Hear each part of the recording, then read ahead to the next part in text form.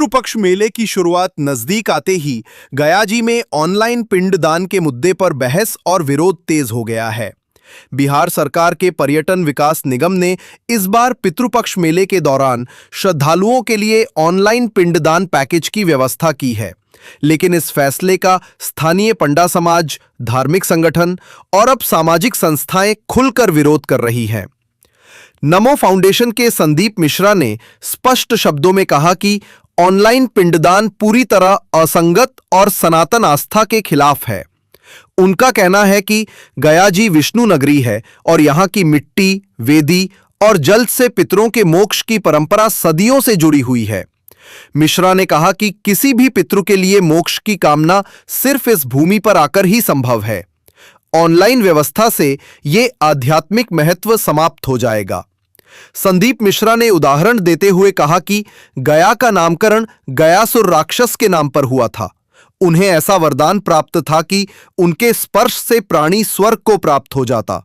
इसे रोकने के लिए स्वयं भगवान विष्णु गदाधर रूप में आए और यहां अपना चरण रखा। तभी से ये भूमि मोक्ष भूमि कहलाई।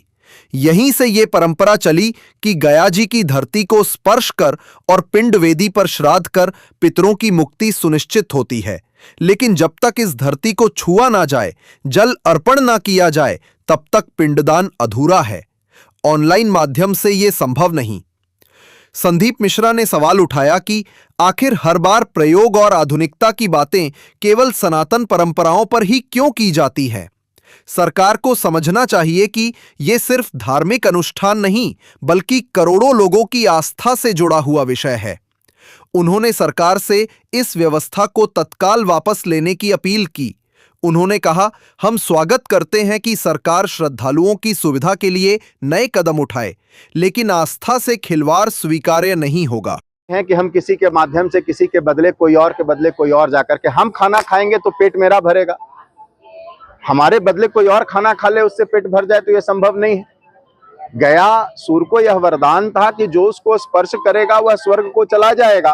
तो लोग उसको स्पर्श करते थे, स्वर्ग चले जाते थे। कुव्यवस्था फैली कि स्वर्ग पूरा खाली हो गया, मृत्यु लोक, स्वर्ग पूरा भर गया, मृत्यु लोक पूरा खाली हो गया, नरक पूरा खाली हो गया। तो भाई भगवान विष्णु के पास लोग गए, उन्होंने कहा कि भाई क्या करना है, क्योंकि व्यवस्था तो देखने वाले विष्णु भगवान ही थे। तो भगवान विष्णु ने फिर गयासुर से उनका शरीर मांगा कि आप मुझे अपना शरीर दीजिए, हम आपके शरीर पर पितृ यज्ञ करने जा रहे हैं। तो वही पितृ यज्ञ कार्य जो यह यहाँ आकर के श्रद्धालुगण सनातनी आकर के पिंडदान करते हैं, वह उसी पितृ यज्ञ के अंतर्गत है। और उसी पितृ यज्ञ से ही उनके पितरों को मोक्ष मिलता है। जब वह आकर के अपने हाथों से जल अपने पितरों को देंगे, पिंड अपने पितरों को अपने हाथ से देंगे, तभी उनके पितरों को मोक्ष होगा, अन्यथा मोक्ष नहीं होगा। ये तो बात हो गई धार्मिक।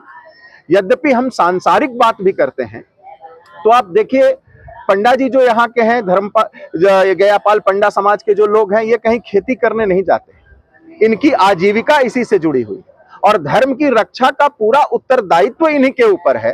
कोई समाज, कोई व्यक्ति इनकी धर्म को बचाने के लिए आगे नहीं आता है। आज आप देख लीजिए, कोविड-19 के समय जब यात्रीगण यहाँ पे फंस गए, जब उनको परेशानियां होनी शुरू हो गई, तो यही गयापाल पंडा समाज के लोग जो थे, वह लोगों को अपने खर्चे पर गाड़ी पर बिठा बिठा करके उनके यहाँ भेजना, उनके रहने खाने आवासन की व्यवस्था तक गयापाल पंडा समाज के लोगों ने ही किया। उस समय जिला प्रशासन और पर्यटन विभाग नहीं आया कि हम गाड़ी बुक कर देते हैं, आप इनको भेज दीजिए। मुगल आक्रांताओं से जब मंदिर को बचाने की व्यवस्था बनी, जब उनको बचाना था, उस समय भी यही गयापाल पंडा समाज ने अपने इस मंदिर को बचाया, अपने धर्म की रक्षा की। और आज आप उसी धर्म को, जो इन्होंने द्वापर और त्रेता युग से इस धर्म की रक्षा करते यहाँ के समाज के लोग आ रहे हैं, आज उसी धर्म के ऊपर आप आघात कर रहे हैं। यह तो निंदनीय ही नहीं, अत्यंत कष्टदायक है। और जितने भी एक्सपेरिमेंट्स हैं, जितने भी तरह के व्यवस्था लगानी है, आप सीधे सीधे हिंदू धर्म पर, सनातन धर्म पर आप लगाते चले जाइए। परेशान जितना करना है सनातनियों को करिए। एक तरफ आप लोगों को छूट देते चले जाइए और सनातनियों को कहिए कि नहीं, आपको तो इसमें टैक्स देना पड़ेगा, आपको इस विषय पर आपको ये करना पड़ेगा। आज मंदिर की व्यवस्था त्रेता युग से लेकर करके द्वापर युग देख लीजिए, त्रेता युग देख लीजिए, हर समय पंडा समाज ने किया, गयापाल पंडा समाज ने किया। आज ऐसी क्या बात हो गई कि आप धार्मिक न्यास बोर्ड कहता है कि इस मंदिर की व्यवस्था हम करेंगे, इसकी क्या आवश्यकता पड़ गई? तो कहीं न कहीं इस मंदिर के ऊपर गलत निगाह हमारे सरकार की है, इससे लोगों को भ्रमित करके कमाना चाहती है, व्यापारीकरण करना चाहती है। आप देख लीजिए, यद्यपि ऑनलाइन पिंडदान की व्यवस्था आज हो जाती है, तो कल सरकार क्या कहेगी कि आप YouTube पर बजा लीजिए गाना और श्री दुर्गा सप्तशती का पाठ सुन लीजिए, आप सत्यनारायण की कथा जो है YouTube पर करा लीजिए, आपको पूजा करने के लिए ब्राह्मण की क्या आवश्यकता है। और YouTube और इसके माध्यम से पूजा से सिर्फ यही नुकसान नहीं है, ऑनलाइन पूजा के माध्यम से है, को भी नुकसान है। गया पाल पंडा समाज जो है एक डायरी मेंटेन करती है, जिसमें समझ लीजिए कि पूरा पूर्वजों का नाम दिया जाता है और उसकी मान्यता कोर्ट भी देती है। तो ये भी व्यवस्था आपने समाप्त करा दी ऑनलाइन की व्यवस्था से। तीसरी बात, आप अगर सबसे मुख्य बिंदु देखा जाए तो इससे सिर्फ पंडा समाज और ब्राह्मण समाज को ही नुकसान नहीं है, इससे संपूर्ण गया वासियों को नुकसान है। होटल वालों का, होटल का कमाई चला गया, ऑटो रिक्शा वाले, टोटो वाले, इनका चला गया, फूल माला पेड़ा प्रसाद बेचने वालों का व्यवसाय मर गया। तो आप पूरी संपूर्ण गया की जनता का जान लेना चाह रहे हैं, न कि सिर्फ मंदिर को और सनातन धर्म को आघात पहुंचा रहे हैं। जो ये परंपरा जो चली आ रही है, जिसको शुरुआत गयासुर के शरीर पे किया गया, तो संदीप मिश्र जी ने ही बताया। तो इस स्थान भूमि को ये प्राप्त हुआ कि यहाँ पे कोई भी पिंडदानी आए, यात्री आए, उनको मोक्ष की गति हो।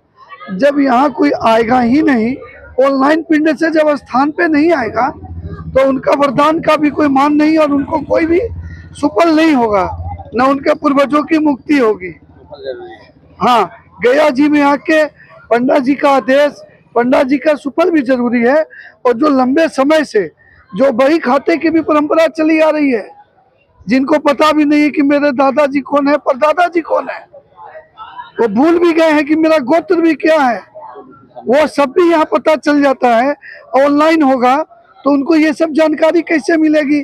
जो इतने सालों से पुरानी बही को नई बही में तब्दील कर रहे हैं, फट रही है तो उसको नहीं बना रहे हैं, तो ये सब परंपरा विलुप्त हो जाएगी। तो ऑनलाइन कहीं भी एक अच्छी व्यवस्था नहीं है, हम इसका विरोध करते हैं।